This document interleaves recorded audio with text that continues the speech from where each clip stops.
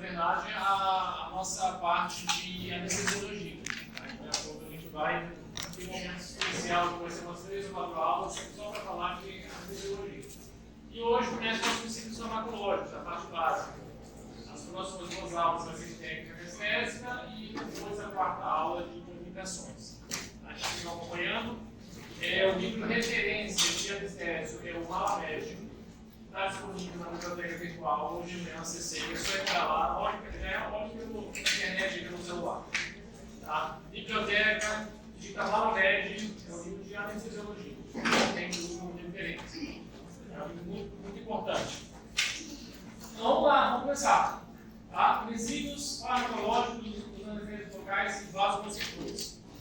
A ideia é falarmos da composição do anestésico, da condução da fibra nervosa, do mecanismo de ação, da farmacodinâmica, da farmacocinética, seleção de anestésicos, toxicidade, complicações, efeitos adversos, farmacodinâmica gestante, né, no final.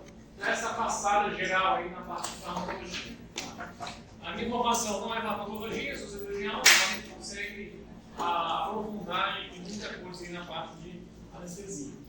Vocês já tiveram aula de farmácia, isso já foi falado, vocês já lá no início? Já. Okay? A gente vai estar dando essa revisada aí, claro que com um enfoque mais clínico, né, e chamar a atenção do que interessa realmente. Tá, iniciando aqui então o nosso tema, né, a gente entende que a anestesia é um efeito temporário, obviamente. A gente não quer ter uma paralisação total ali da condução do estímulo nervoso. E também, se fosse no nervo motor, seria uma paralisia. Então, por se tratar de um nervo sensitivo, que é o trigêmeo, a gente faz as técnicas anestésicas, então teremos uma anestesia temporária. Se a gente cortar o nervo, a gente vai ter uma parestesia permanente.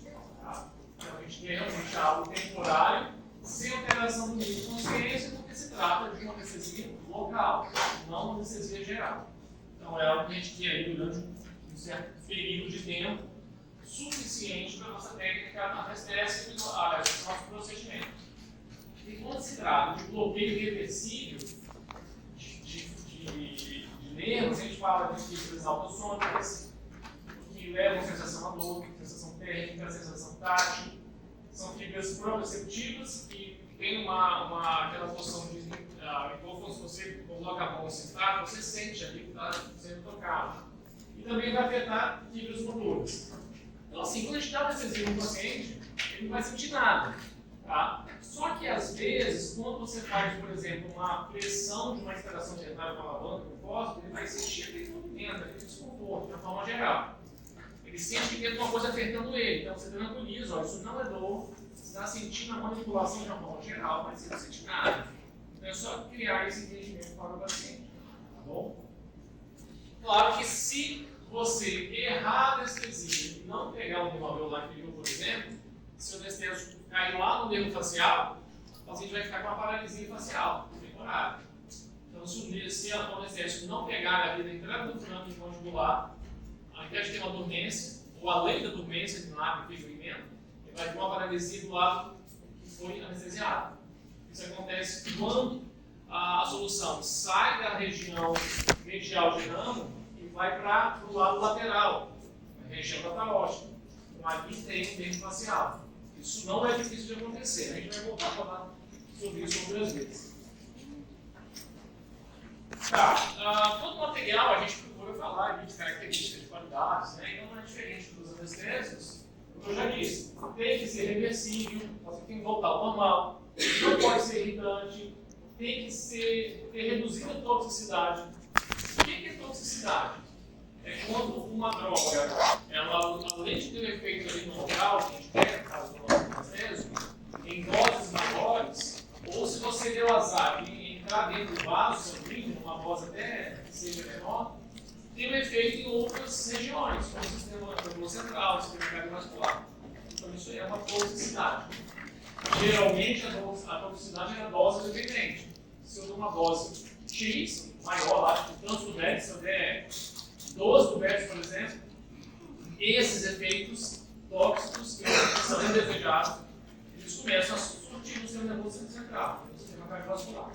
Tá? Então eu quero uma droga que tenha reduzido o efeito tóxico. Que tenha um tempo de ação rápido, ou seja, eu aplico a anestesia e a gente vai pegar logo, não ficar demorando. Ser capaz de fazer alergia, de gerar reação alérgica. Ser estável também, dentro de uma solução que eu possa aplicar no organismo. E de preferência, que eu possa usar em baixa concentração. Por exemplo, a lidocaína é comercializada a 2% e 3%. Não precisa ser comercializada a 80%, que é o segundo mais concentrado. Então, em termos de concentrações, eu já tenho um efeito adequado. Então, é esse o objetivo. Com isso, eu também diminuo a toxicidade, eu diminuo a dose. Só qualquer consideração, vocês que perguntam, a gente vai falando junto. Se achar que está rápido, a gente para. Tá? Bom, sobre composição, vamos revisar aqui de novo. Se pegar, alguém tem um tubete aí? Tá, olha o tubete de vocês aí, esse tubetezinho aí, esse tubete anestésico, ali dentro, não tem só a solução anestésica. E você quer fazer anestesia. Tá? Então não tem só o agente anestésico local. Alguns vão ser com vaso ou sem vaso. Eles vão ter também agente redutor, preservativo, fungicida e um veículo. Que é o principal aí da composição líquida que tem ali. Vamos falar um pouquinho de cada. Sobre o anestésico local, a gente vai ter basicamente aqui dois grupos, o grupo éster e o grupo amida. Essa aqui é o esquema da molécula do anestésico local. Tá? Então você tem anestésicos do grupo éster e tem do grupo amida, que se diferenciam na cadeia intermediária. Depois eu vou mostrar quem são esses anestésicos. Além disso, você vai ter uma porção lipofílica que vai ajudar a entrar na membrana celular, aquela membrana lipoproteica do axônio, da fibra nervosa, então vai ajudar a entrar. E tem o centro hidrofílico, que vai facilitar então, no meio intersticial, no meio das células, entre as células. Então, que vai ajudar a entrar na célula essa camada aqui lipofílica. Tá? E aqui uma estrutura da molécula ali, do anestésico, do tipo éster e do tipo amida. Essa aqui em cima é a procaína e a lidocaína é o tipo amida. Então, aqui mostrando aqui que é essa porção que entra na fibra nervosa, que ajuda, se ligar ali, quiser passar, e aqui que vai ajudar a difundir aqui no meio celular, intercelular. Tá, então aqui é a composição do anestésico em si, tá bom? Daqui a pouco eu vou aprofundar mais sobre isso. Falando dos vasoconstrictores, alguns anestésicos vai ter com vaso, outros sem vaso, mas a ideia do vasoconstrictor é o quê? Que eles, obviamente, imitarem, simpático-miméticos. Eles imitam drogas do sistema nervoso simpático. Isso quer dizer o quê? Que atuam em receptores adrenérgicos alfa e beta. Então, com isso, vai fazer vasoconstricção, broncodilatação, aumenta a pressão arterial. Então, são drogas tipo sistema nervoso simpático, adrenérgico. E qual que é a finalidade? Vamos pensar comigo aqui. Quando a gente injeta uma anestesia, o grande objetivo é o quê? É que o agente anestésico fique no local ali do nervo. Você não quer que ele entre na rede sanguínea e espalhe. Você não quer isso, mas isso pode acontecer, é inevitável. Tá? Mas a ação do vasoconstrictor é diminuir o fluxo de sangue, vasoconstricção mesmo. Com isso, vai menos anestésico embora. Vai ser menos absorvido pelo sistema de vasos. E, consequentemente, aquele anestésico que você fez vai ficar mais tempo, e por ficar mais tempo, a duração vai ser maior.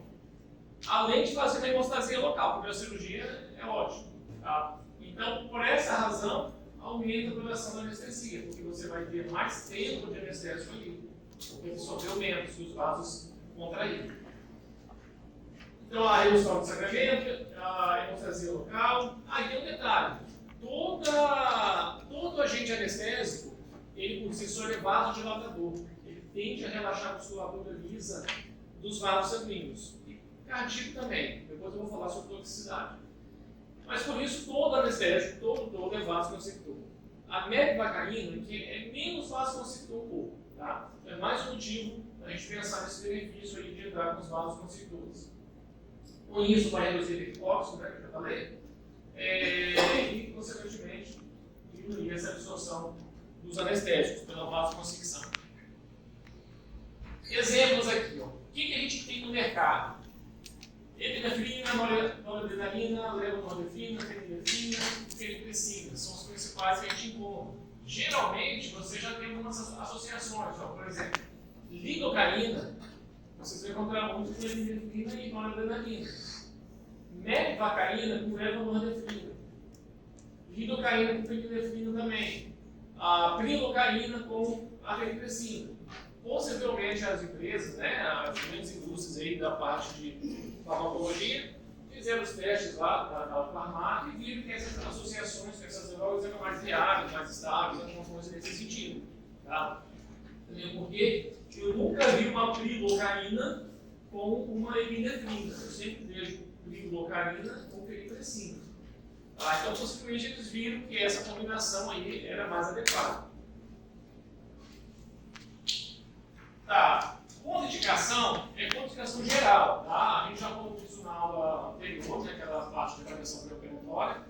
Então, assim, como regra geral, não deve utilizar esses vasoconstrutores em pacientes cardiopatas, hipertensos, com história de cirurgia de revascularização, que tem hipertiroidismo, que o paciente já é agitado, então o vasoconstrictor vai aumentar isso. Paciente diabético não controlado, porque a adrenalina, por exemplo, vai quebrar o glicogênio e glicose, vai aumentar a glicemia. E também história de AVC, porque já tem uma possível isquemia, né? Uma isquemia cerebral. É relativo por quê? Porque você pode aferir a pressão do paciente, se ele estiver controlado, você pode fazer com vasoconstrictor.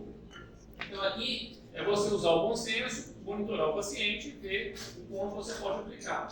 Logo na frente vamos falar de novo um pouquinho da quantidade limite que nós temos de aplicação de vasoconstrictores e também das opções do ponto de vista dos anestésicos.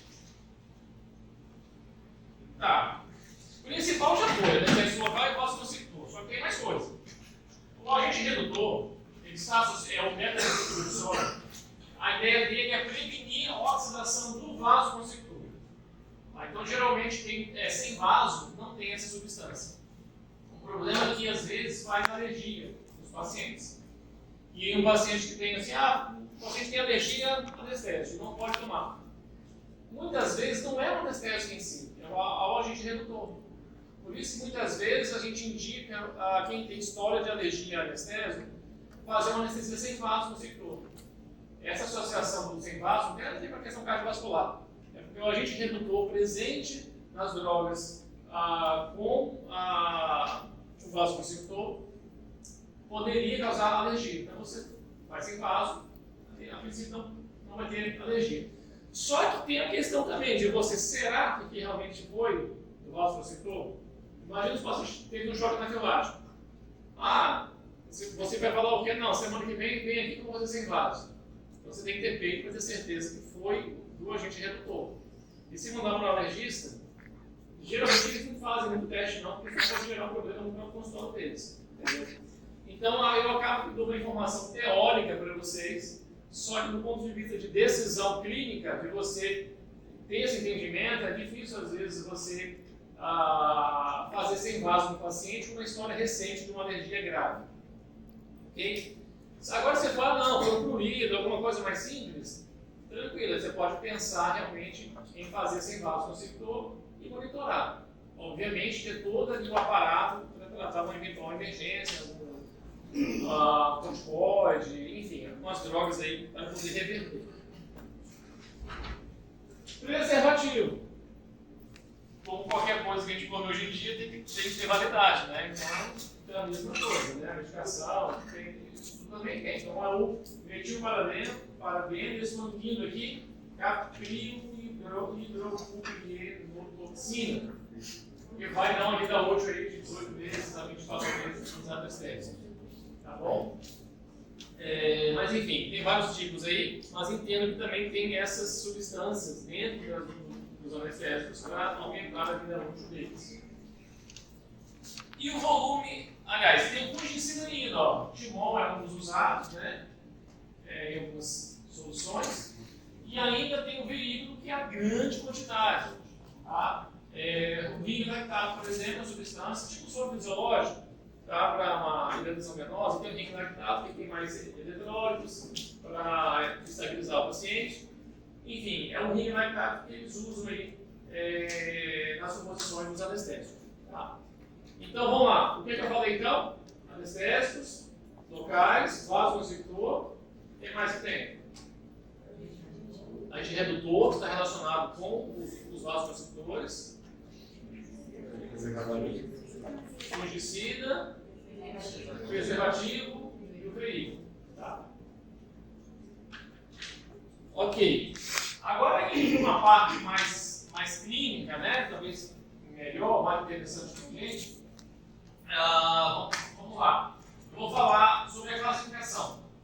A classificação de tempo de ação é bem legal que você vai entender aí quanto tempo vai durar um anestésico. Essa aqui é mais em relação à parte química, sobre a cadeia, que eu já tinha falado. Os grupos éster são procaína, tetracaína, benzocaína e cloroprocaína. A benzocaína, por exemplo, é muito utilizada para anestesia tópica e consegue boas concentrações dessa droga. Sobre alergia, é mais comum os pacientes terem alergia a esses aqui, que são do grupo éster.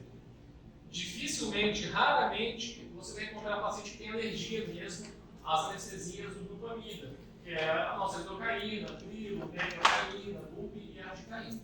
Dificilmente. Por isso que eu voltei a falar aquela hora que é mais comum, se der alergia aqui, ser do agente lá da oxidante lá, antioxidante. Tá? Outra coisa também, por exemplo, vou falar sobre pKa, algumas variáveis daqui a pouco. A benzocaína ela consegue ter altas concentrações, por isso que você passa com uma agenda na boca ali já consegue ter efeito legal, absorve. Okay? Mas enfim, as que a gente infiltra no paciente são essas do grupo amida.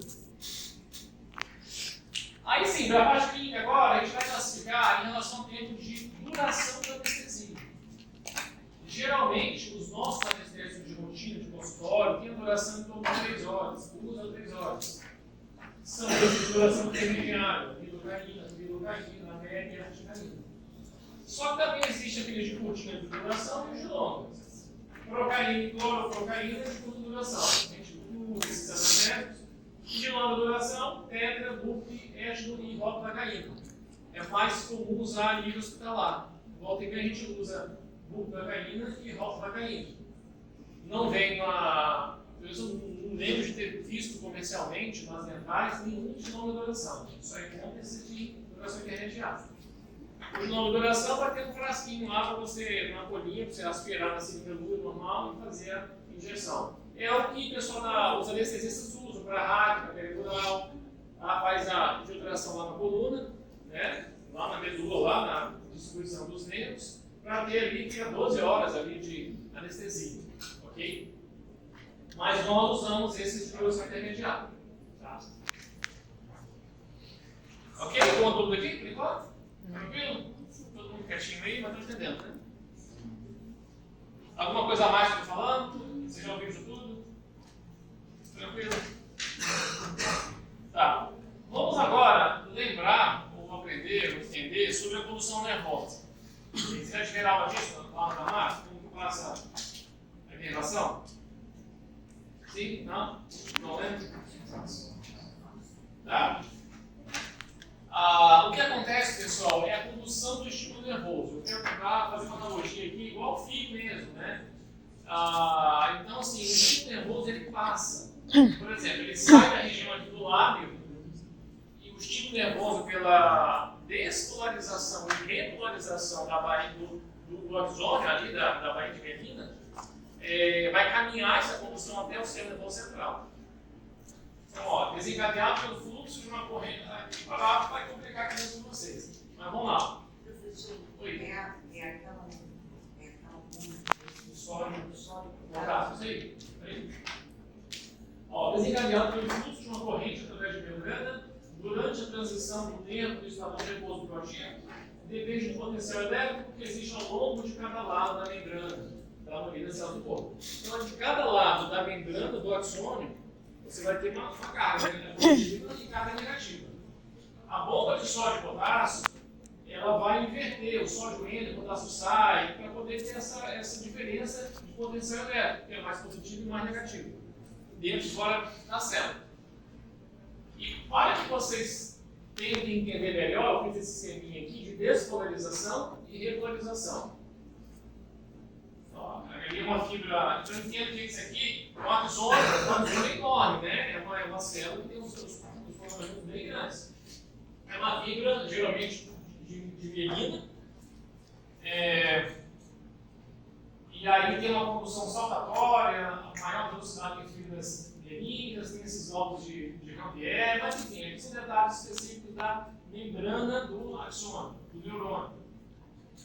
Igual essa seta aqui passando, ó, é assim que funciona a condução do estímulo nervoso. Vamos imaginar que aqui é um dente, é um pré-molar, e aqui está o cérebro. Se você não der anestesia, colocar uma alavanca aqui tentar tirar o dente, vai ter a despolarização e repolarização, e a informação vai passar assim para o cérebro. A cada cutucada que você der na alavanca, certinho vai passar, fazendo não tudo da cadeira. Então, mas como é que isso acontece? Geralmente, ó, deixa eu passar aqui. O sódio, ele está dentro da célula e o potássio fora, fazendo com que a carga fique positiva fora e negativo dentro da célula. Na primeira cutucada que você der no dente ali, sem anestesia, vai ocorrer a despolarização. Vou passar aqui. Ó. Na verdade, é o seguinte, ó. Na despolarização, o sódio entra e o potássio sai. E logo em seguida, já ocorre a repolarização, volta ao normal. O potássio entra e o sódio sai. Tá? Essa é a carga normal, negativa e positiva dele. Só que na hora que você faz o estímulo, a tentativa de mexer lá no dente sem anestesia, já faz a entrada de sódio e de potássio, que é a despolarização, reverte a carga. E em sequência, reverte, já volta ao normal. Então essa dupla virada aqui, trocou, volta ao normal. Como se fosse trancar e destrancar, uma fechadura. Vamos pensar assim, né? É um movimento, vai e volta. Okay? Só que isso de ir e voltar, ele é contínuo. Ele vai passando de local em local. À medida que o sódio entra e o potássio sai, ele faz isso aqui também, faz aqui. Só que aí também ele vai revertendo. Então, eles estão fazendo juntos. Ok? Altera e volta ao normal. Vai caminhando, deixa você. Daí a informação da dor. É aí que dói. E aí, já para dar um exemplo aqui, já que eu falei sobre anestesia, vou dar um exemplo aqui de vocês. Ó. Vou colocar aqui. Ele aqui, ó, faz conta que ele é o pré-molar. Você é o pré-molar. Tá? Eu vou extrair o dente 34, que é ele aqui. Você é o foramen newtoniano. Tá bom? Ela aqui, ó, é a entrada do canal mandibular. E a ponta lá é o cérebro. Tá? Então, é o mesmo nervo, ó.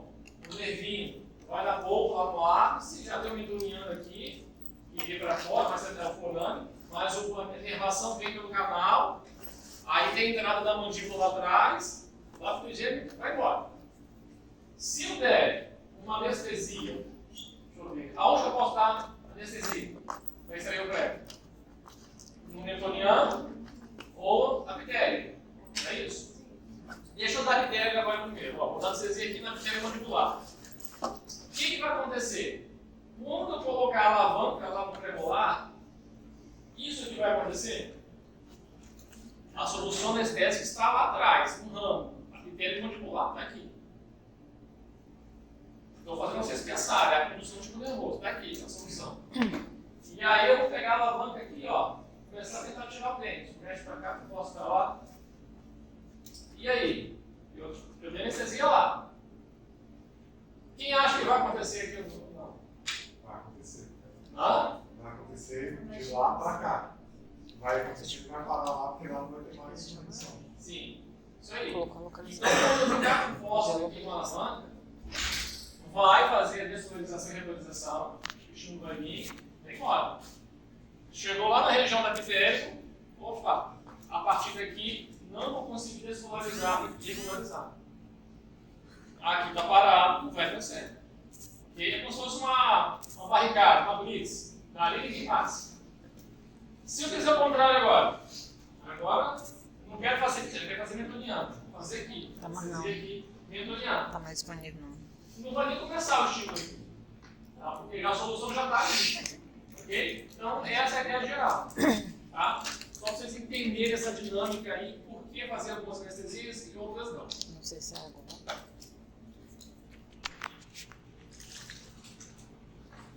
Tá. Agora eu vou entrar um pouquinho na parte um pouquinho mais teórica também sobre a questão dos anestésicos, base ionizada. Enfim, já nesse entendimento aí, como acontece esse bloqueio, né, do anestésico, nós vamos entender o seguinte, ó, a ação, o mecanismo de ação interfere em processos de geração e condução nervosa por reduzir ou prevenir aumento da permeabilidade de membranas em estado de sódio. Pessoal, entender muito profundamente a gente não precisa. Tá? O que vocês têm que aprender? É a bomba de sódio e potássio, existe a descolarização e regularização. Então o anestésico vai atuar naquilo ali, vai entender a bomba de sódio e potássio, então não vai continuar achando nervoso, e deu. Tá? Eu acho que isso é mais do que suficiente para a gente poder entender. Tá bom? E a questão também sobre a forma não ionizada e forma ionizada, que eu vou falar para vocês. Ela entra ó, na forma não ionizada, o anestésico atravessa a bainha do neurônio, e aí ele vai assumir a forma de íon, ionizado. Depois eu vou mostrar uma equação química aqui para vocês entenderem o que é não ionizado e o que é ionizado. Mas você já ouviu falar disso? Associação de anestésicos? Não, né? Ok. Bom, aqui acho que eu já tinha falado para vocês, né? Condução do tipo nervoso. Tem a descolarização, só que o anestésico vai lá e não deixa ocorrer a descolarização. Então ele já interrompe a condução do tipo nervoso. Então, mesmo esqueminha demonstrando que com a anestesia já não ocorre nem a descolarização. E aí o estado de membrana que continua negativo dentro e positivo fora. Ok, vamos caminhar um pouquinho aqui. Lembrando aqui então, ó, só para lembrar, temos o grupo lipofílico, cadeia intermediária, que vai permitir já a classificação dele, e o hidrofílico. Isso aqui, pessoal, vamos voltar a entender. Quando a gente compra um anestésico, tá? Qual é o anestésico que vocês têm aí? O que está escrito nele aí? Lê aí para mim.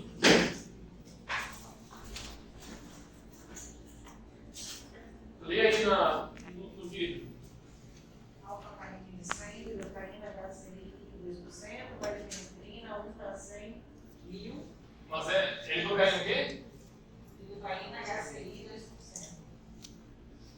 HC, HL. HCl, ó. Aqui, ó, alfa-carina não comercial, hidrocarina HCl 2%. Epinefrina a 1/100.000. Isso aqui é cloridrato de lidocaína.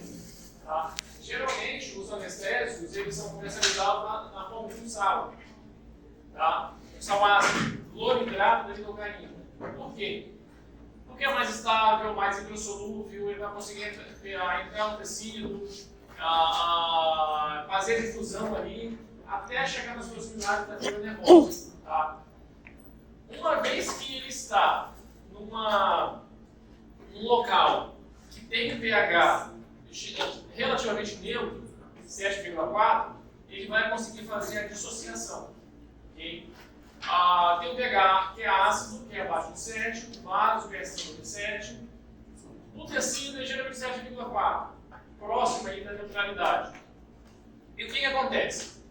Quando você aplica, vai haver a penetração na fibra nervosa na forma ionizada, essa aqui. O que é ionizado? Íon, tem carga positiva, negativa. Então essa forma RNH+, é a forma ionizada na formulação do sal ácido. Ele vai entrar na fibra nervosa. Lá dentro, ele vai dissociar. Ele vai virar uma base não ionizada com hidrogênio. Isso aqui é para lembrar da aula de química, lá no terceiro ano, no pré-vestibular. Tá? Vocês não ficaram livres disso. Então, é o que acontece. Quando você injeta um anestésico, você está injetando um sal ácido. Não é isso que vai fazer efeito. ele tem que se soltar do hidrogênio. Porque aqui, ó, Rn seria o anestésico.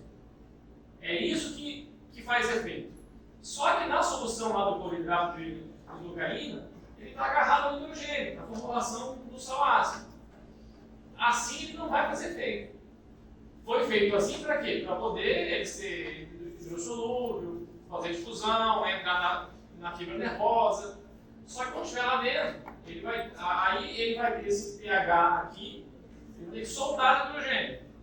Quando ele se dissocia do hidrogênio, é a forma não ionizada. O hidrogênio fica líquido. Okay? Isso aqui, essa capacidade de ligação ao hidrogênio, nós chamamos de pKa. pKa é o grau de afinidade ao hidrogênio. Okay? Aí já vem aí uma informação aí de química. Repetindo aqui, ó, a base ionizada, eu quero ela não ionizada, sem carga. Eu quero ela assim, separada do hidrogênio.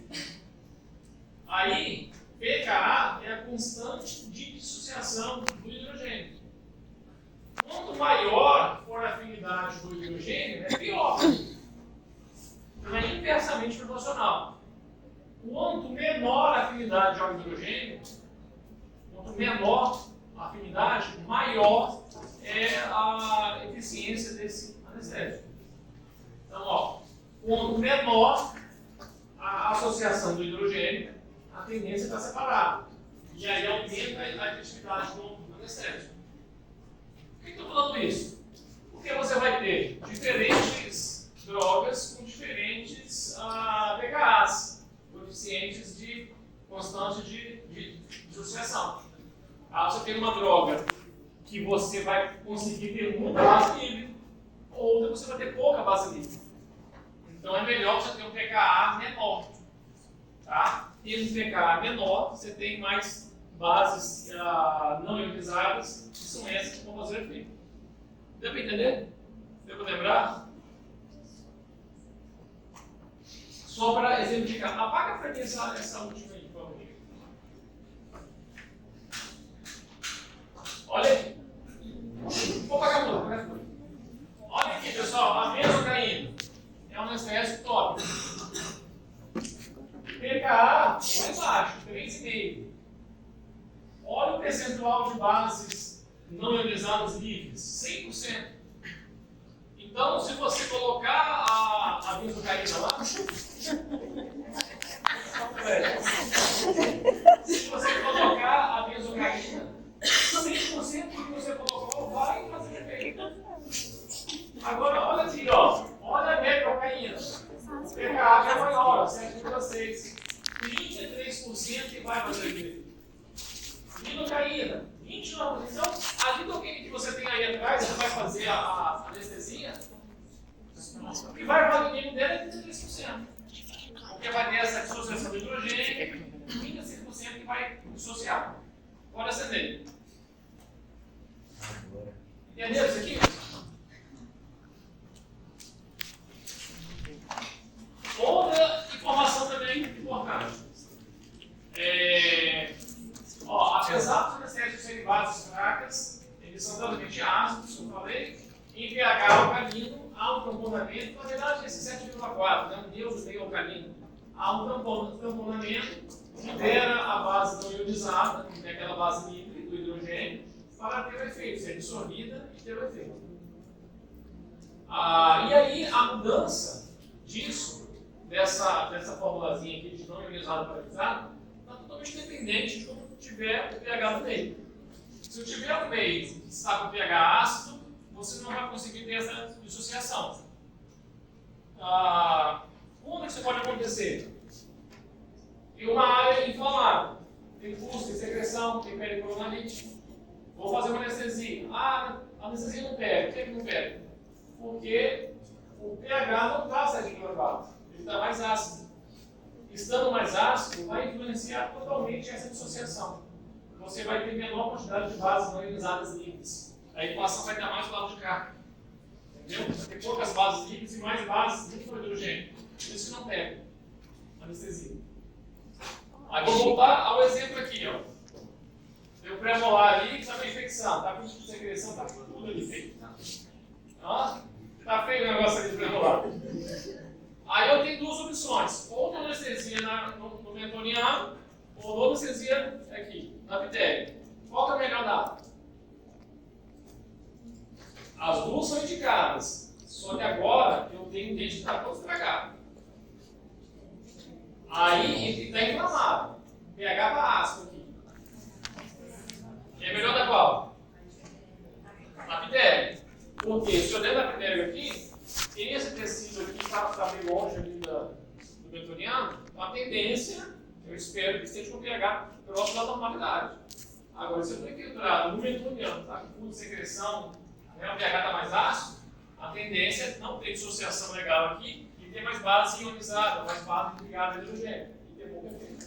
Okay? Então é por isso que a gente evita fazer anestesia em local inflamado. Tem situações que não tem jeito. Mas nesse contexto de molar, você não tem nada a fazer. Boa pergunta. Se for terceiro molar, o que fazer ou o que não fazer?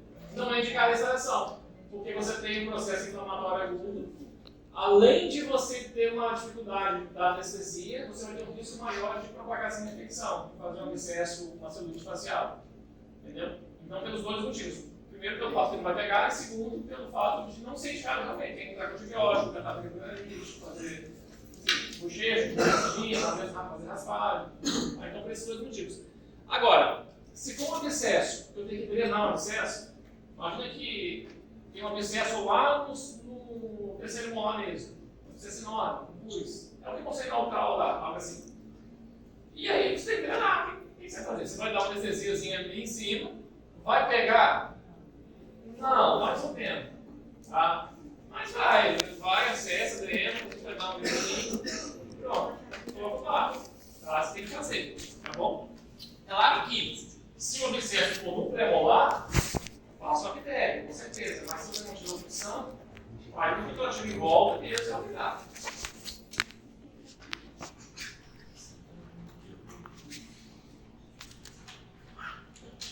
Tá, isso aqui é o que eu acabei de explicar. Ok. Pessoal, existe sim muita coisa na farmacologia, tá? Eu falei do PKA. Tem, por exemplo, esse aqui é óbvio, né? A concentração da droga, maior rapidez de ação em maiores concentrações. Mas é claro que por uma droga, eu em baixa concentração, eu já tenho uma boa eficiência. Agora existe ainda outros fatores, ó, solubilidade, taxa de ligação proteica, o pH da própria solução. Então tem tanta coisa química aí da farmácia que a gente não consegue absorver todo esse conhecimento. Tá? E se eu for mais prático também, a gente não precisa também entrar em tantos detalhes. Os mais importantes aqui a gente está conversando de uma forma muito mais clínica e direta para vocês. Sobre concentração, eu já posso comparar para vocês a lidocaína 2% e lidocaína 3%. Existem as duas.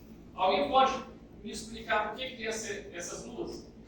Alguém consegue explicar? Por que tem de 2% e de 3%? Claro que 3% é mais concentrada e mais forte que a de 2%. Podemos pensar assim, 50% a mais. Né? 2% a 3% é muita diferença, 50% a mais de concentração de lidocaína. Por que isso acontece? Sem vaso. Oi? Isso, a 3% é sem vaso. Então, teoricamente, sem vaso vai ter efeito menor. Aí o que a indústria fez? Botou mais 50%. Ela aumentou a concentração para compensar o efeito de ser sem vaso, para tentar realmente ter uma ação melhor no corpo. É essa ideia mesmo.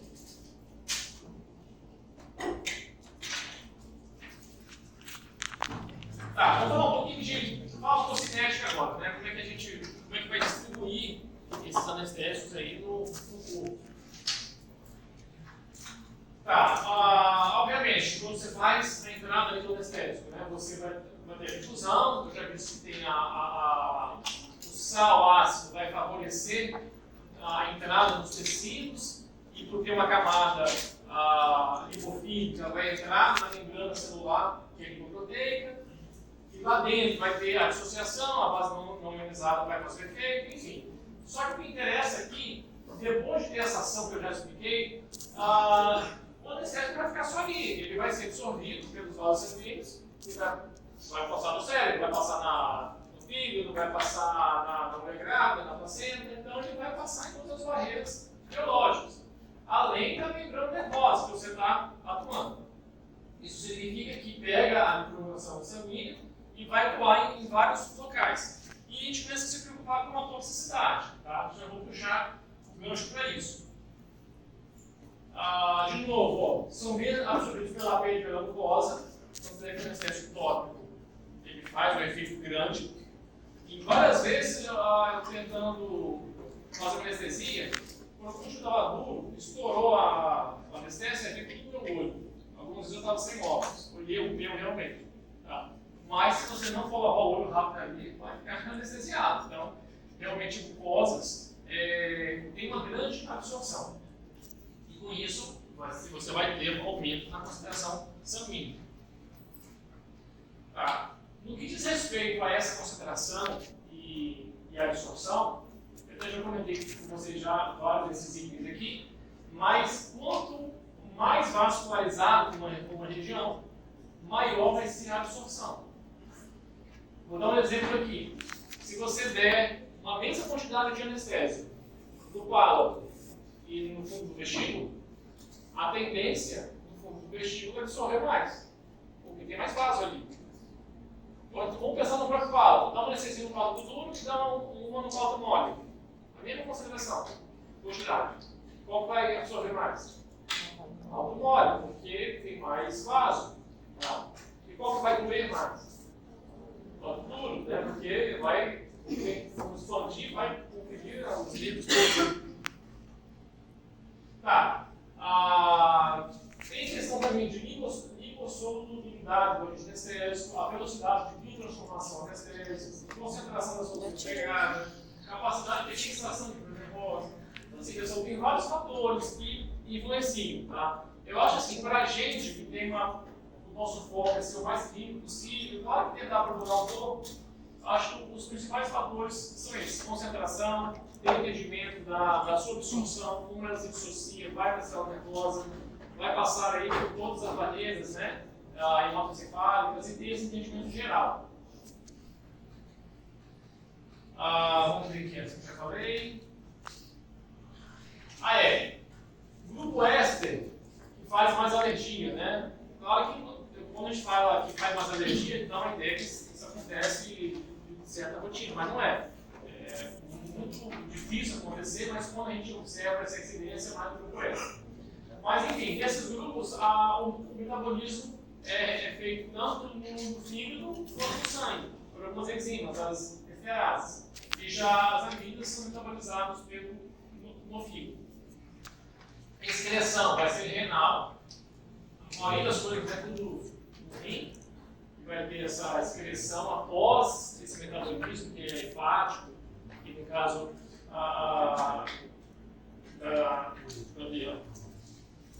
o grupo éster também no sangue. Bom, vamos ver mais um aqui para vocês. Tá, eu vou entrar agora um pouquinho, já falando dessa farmacocinética, já puxar o gancho aqui para a toxicidade. Enfim, se você faz uma anestesia e esse anestésico vai numa quantidade maior do que o esperado, ele vai ter efeito tóxico no sistema nervoso central e no sistema cardiovascular. Se você fizer um tubete dentro do vaso, esse um tubete já vai fazer efeito tóxico. Então isso é muito importante e muito preocupante. O que eu quero mostrar aqui, essas drogas são vasodilatadores em doses terapêuticas, só para vocês terem ideia. Os anestésicos diminuem a estabilidade e força de contração do coração.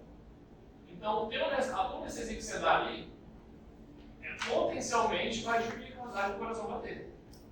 Diminui a força de coração, diminui o débito cardíaco. Relaxa a válvula sanguínea, válvula de lado, relaxamento de musculatura, dilatação de arteríolas. Só que, felizmente, quando nós usarmos essas drogas em doses normais, terapêuticas, quando também não pegam de vaso, não vai dar nada, isso não vai ser perceptível. Tá? Então você pode usar 2, 3, 5, 10, que não vai ter nenhum desses sintomas que sejam clinicamente perceptíveis. Ok? Não vai dar nenhum tipo de problema. Só que a grande questão é o quê? É você saber qual dose tóxica, qual é o máximo de tubéis anestésicos por paciente, por peso de paciente que vocês podem dar. Daqui a pouco eu vou voltar a falar sobre isso. Tá, se o paciente tiver problema de toxicidade, se você pegou um tubete, jogou dentro do vaso, na hora que você tem um bactéria, voltou sangue, mas você não está nem aí, injetou tudo, já vai dar problema no sistema nervoso central. Ou se você deu 20 tubetes para o paciente, pode ter efeito tóxico, além do efeito local, também pode dar problemas no sistema nervoso central. O que vai acontecer no sistema nervoso central? De início, uma ansiedade, agitação, seguido de uma depressão do sistema nervoso. Tá? Mas essas são as características: ó, ansiedade, agitação, respiração profunda, tremores, convulsões generalizadas. O paciente pode convulsionar. Começa a ter uma respiração toda desordenada. Então, após um super estímulo do sistema nervoso central, ele passa a deprimir. Então, isso é o que acontece no caso de uma emergência, uma urgência, uma paciente tem toxicidade. Ok? E no sistema cardiovascular também, eu acabei de falar, há uma tendência de relaxar a musculatura e o paciente bate o coração cada vez menos. Então, ou se você não afundar o paciente do sistema nervoso central, você afunda pelo cardiovascular. Tá? Os mais importantes, né, gente? O cérebro e o coração. Então, o aumento das doses, em doses tóxicas, vai acertar os dois. Não é para colocar nele, mas é para ter o sinal de alerta. Tá, vamos falar um pouquinho agora de seleção dos anestésicos. Aqui, só para mostrar para vocês aqui, algumas drogas disponíveis que nós temos, né? De novo, aliás, lidocaína, meclacaína. Essas três aqui são as mais utilizadas. Além dessas, ainda temos a articaína. Em termos de potência, olha aqui, ó, as nossas são a potência 2, são drogas de duração intermediária, para durar 2 a 3 horas. Se você fizer uma lidocaína e uma prilocaína, não é que a lidocaína vai ser melhor que a prilo, em termos de potência, em termos de efeito anestésico. Tá? Eu entendo que a lidocaína muitas vezes será mais segura, até para gestante. Olha aqui, ó, a toxicidade da lidocaína, até que com a prilo é parecida, mas comparada com a meclacaína, ela é menos tóxica. Ok? O que mais eu posso falar aqui? A articaína, ela não está aqui, só que ela tem uma vantagem que a gente, pelo fato assim, da solubilidade, ela tem uma penetração melhor intraóssea, a propagação dos tecidos. Tá? Então, assim, se você tem certeza que acertou a técnica da anestésia, só que o efeito não está adequado ainda, você pode trocar o anestésico e fazer com a articaína. Ou seja, a articaína, mesmo se você talvez errar um pouquinho a técnica, ela te ajuda. Vamos dizer assim. Tá?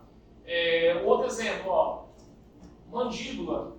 A gente geralmente ou você faz mentoniana ou você faz uma apitec para poder fazer uma extração dentária, ou fazer um implante que seja. A articaína, você consegue fazer uma anestesia no corpo da mandíbula e aí conseguir razoavelmente uma anestesia intraóssea. De tão bom que é esse anestésico. Então, sim, ele tem algumas vantagens que os outros não têm. Bom, alguém tem algum pincel aqui? Acho que aqui não tem. Agora eu quero fazer as continhas com vocês. Vocês já chegaram a fazer aquelas contas de dose tóxica? Vocês lembram disso? Alguém não lembra? Alguém nunca viu isso? Todo mundo sabe o que é? Vamos revisar aqui junto então, ó. Vou pegar aqui, vou pegar a lidocaína sem vaso e vou pegar a lido com vaso. Esse aqui. Vamos começar aqui, ó. Se ela é sem vaso, eu tenho que dar a menor quantidade. A minha dose máxima é 4,5 mg por quilo. Faz a conta aqui alguém. Quanto que é 4,5 vezes 70? 70 é mais ou menos o peso de adulto. Dá quanto? 4,5 vezes 70. Alguém faz a conta do celular aí. Me ajuda aí, gente. Quanto? 315. Tá. Se for um adulto obeso, 100 quilos, então 4,5 vezes 100 vai dar 450. É isso?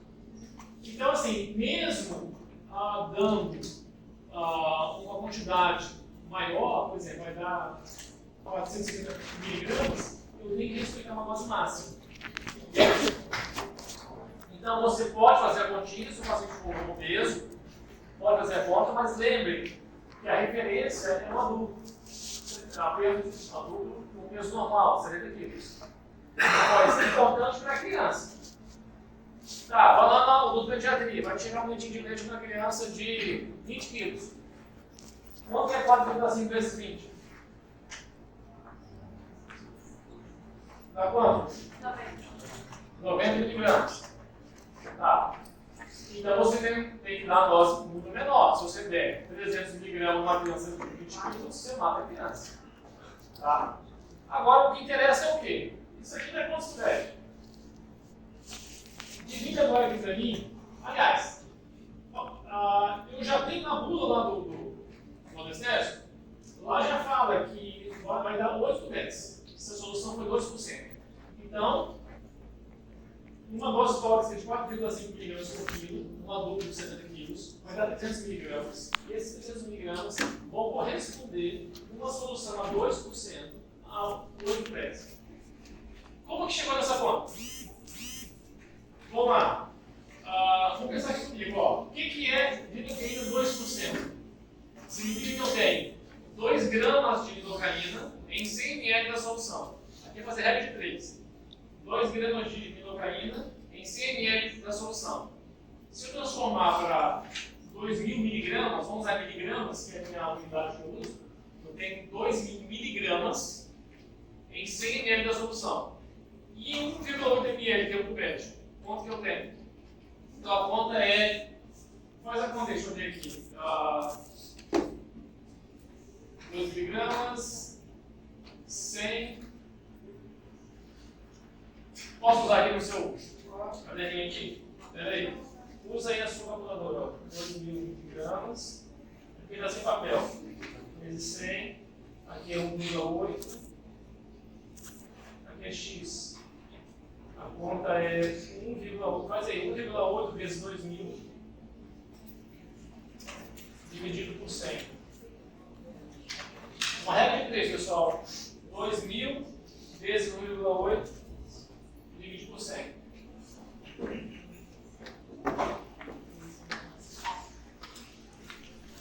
É 2.000. 36. Pessoal, então olha aqui, ó. Fazendo a regra de 3 simples, em uma solução de lidocaína 2%, eu tenho 36 miligramas de lidocaína. É só dividir. Quanto que é 300 dividido por 36? Divide aí comigo. Quanto? É esse número aqui, ó.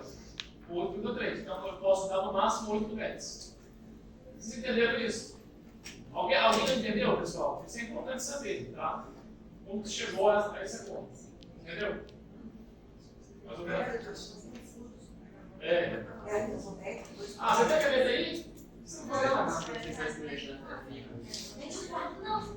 Aqui não. Vocês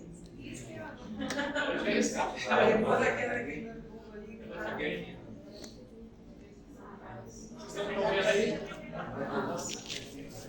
Ninguém tem não? Eu não sei não.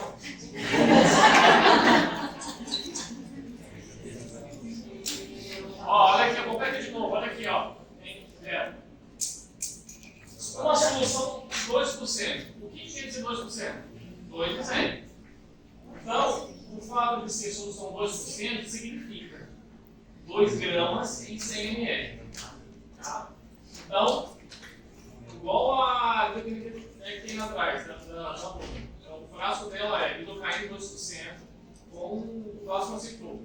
Então, nessa solução, eu tenho 2 gramas de glutamina em 100 ml. Isso quer dizer 2%.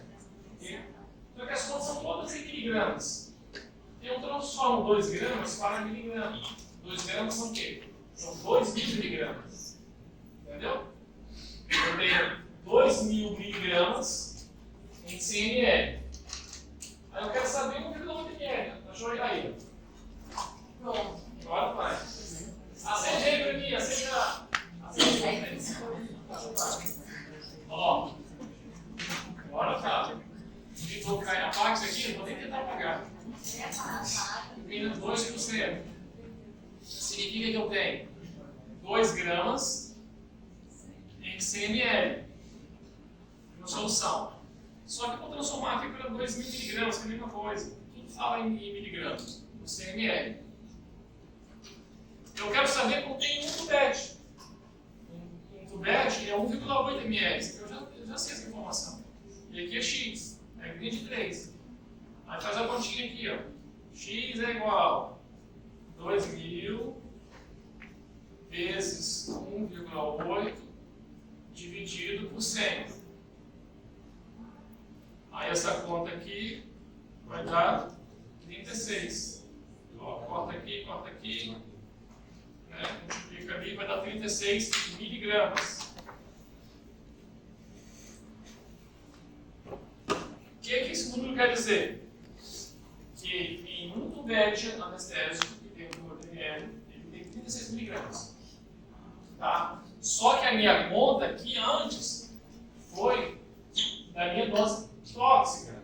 Então aqui, ó, esse aqui, que é sem vaso, eu posso dar no máximo 4,5 miligramas. Em 1 quilo. Se o camarada tem 70 quilos, vai dar 300 e uns quebrados. Tá? Então é no máximo 300 miligramas. Só que esse número aqui para mim não faz diferença. Então o que tem que fazer? Eu pego o máximo de miligramas, divido por 36. Que é o que tem um tubete. Aí eu vou saber o número de tubetes. Então dividindo 300 por 36 vai dar mais ou menos 8 tubetes. Então aqui eu faço a conta para saber, baseado na minha solução, 2 ou 3%. Se fosse 3%, aqui seria, ó, seria aqui 3.000, ó, 3%, isso aqui é 3.000, tá bom? 54. Tá, divide agora 300 por 54. Tá bom? Divide alguém.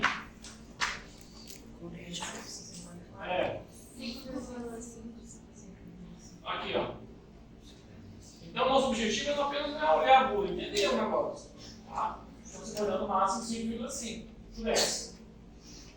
Se for sem vaso, aliás, se for com vaso, ele não para 200, olha o comentário, eu posso dar no máximo, aliás, a dose máxima é 7 miligramas por quilo. Aí, no adulto, isso vai dar mais ou menos 500 miligramas. 70 vezes 7 vai dar 490 miligramas. Ele arredondou aqui. Então, no máximo 500 miligramas. Aí a conta, vamos pegar aqui de novo, ó, na solução a 2%. Aí a gente vai fazer o seguinte, divide 500 miligramas por 36. Porque a solução é 2%. Quanto é 500 dividido por 36? Aí, 13. 13 por 10. Entendeu, gente? Se nossa cabeça virar a foto, esquece, né? Mas, enfim, tira a foto aí. Mas, assim, o que vocês têm que saber disso aqui, ó? Tem que memorizar, vamos dizer assim, é esse lado da tabela. É a dose tóxica. De cabeça, assim, às vezes a gente não lembra mesmo. Então, olha lá, olha na internet, olha na bula lá, para saber.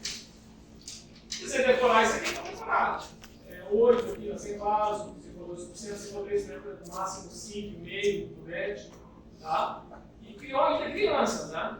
Imagina você dar 100 vaso para uma criança, 20 quilos, vai dar um tubete assim, só 2. Então tem que ter isso em mente com essa preocupação. Pode apagar aí a atividade.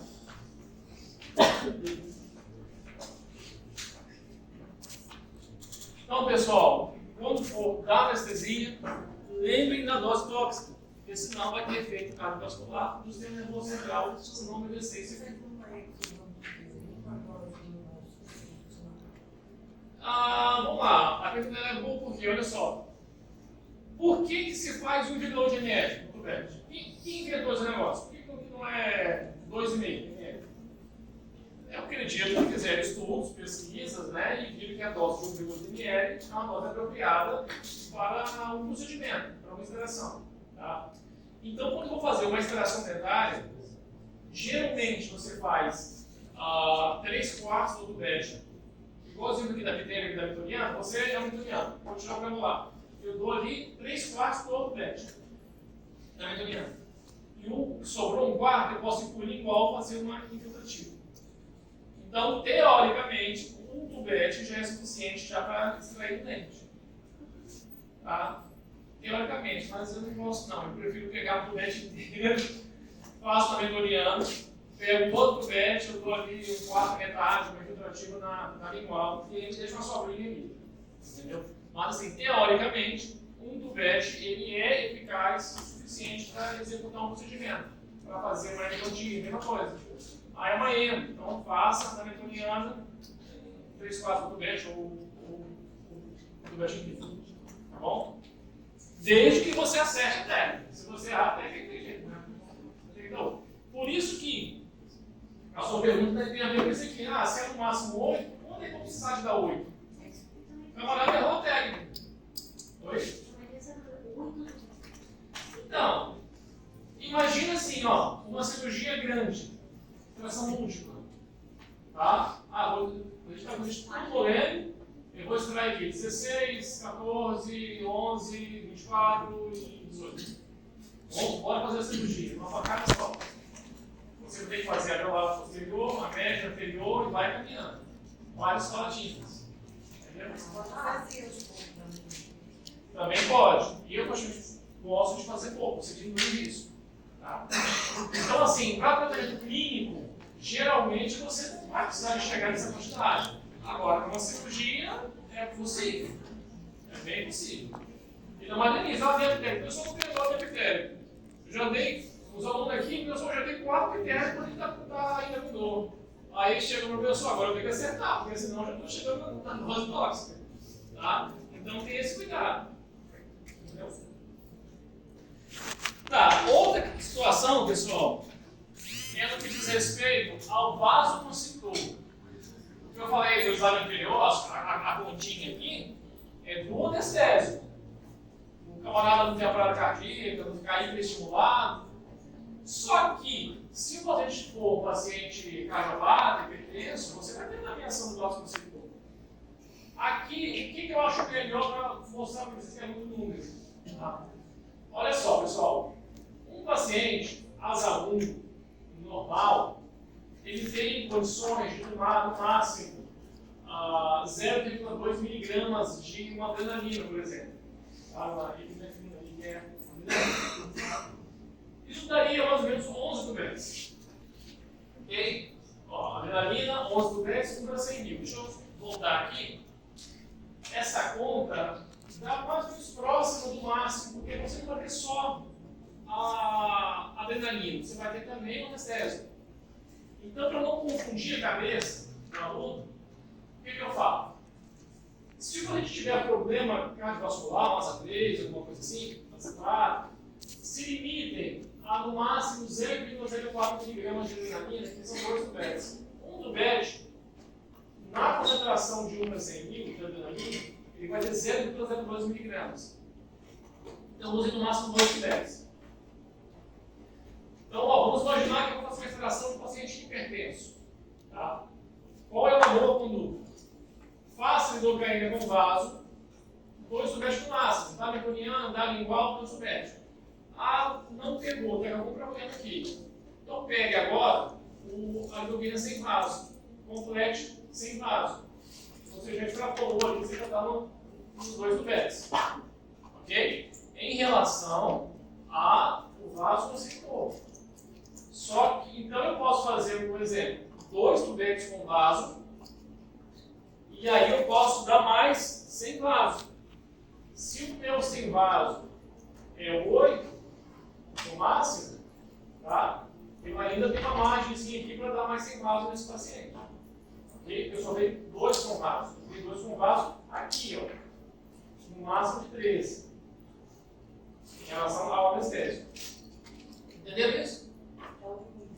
É o limite, só que eu estou agora levando em consideração não só o anestésico em si, mas o vasoconstrictor. Porque o meu paciente que é cardiopata, hipertenso, eu posso no máximo 2 pés. Ok?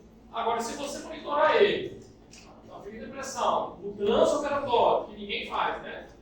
Mal no pré-operatório, que eu sou médico para pressão.